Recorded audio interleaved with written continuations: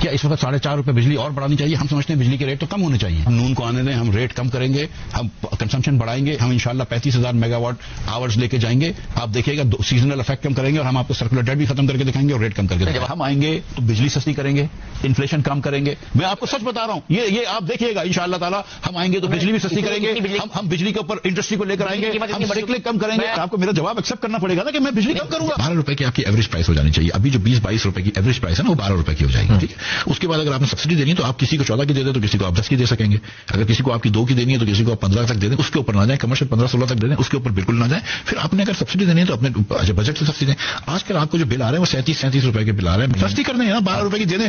گفتہ اسماعیل جب وزیر خزانہ نہیں تھے تو بجلی کی قیمت سستی کرنے کا دعویٰ کرتے تھے, مگر جب وزیر خزانہ بنے تو انہوں نے بجلی کی قیمت میں اضافہ کر دیا. اور جب وہ بجلی کی قیمت میں اضافہ کر رہے تھے تو اسحاق ڈار باہر بیٹھے یہ کہہ رہے تھے کہ ہمیں بجلی کی قیمت کم کرنی چاہیے. اگلے 2-3 مہینوں میں نہ بجلی کی قیمت بڑھے گی نہ پیٹرول کی قیمت. میں یہ پوچھنا چاہ رہی ہوں, اسٹریٹ کوشچن سر. ہمیں نہیں بڑھانی چاہیے. میں اس کا پروموٹ, ہمیں اپنا سپیس ڈھونڈنی چاہیے آمدنی بڑھانے کی, اور ہمیں اپنے ایکسپینڈیچر کو ریشنلائز کر کے کٹ کر کے اس کو سیو کرنا چاہیے.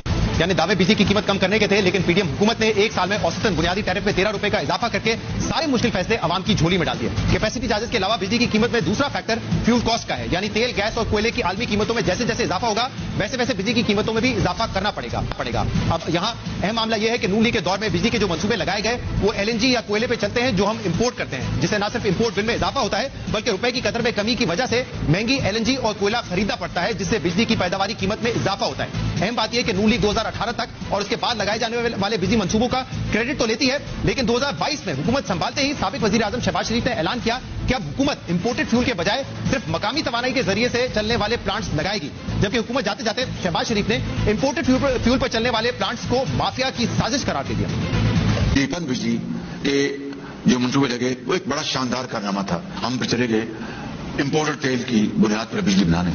کہاں اللہ تعالیٰ نے ہمیں یہ آبی وسائل دیے اور کہاں ہم امپورٹڈ جو آئل کے اوپر بجلی بنانے چل پڑے. یہ کیا تھا, ویسٹرن انٹرسٹ میں کارٹلز, ٹھیک ہے, جنہوں نے بیڑا کر دیا. اور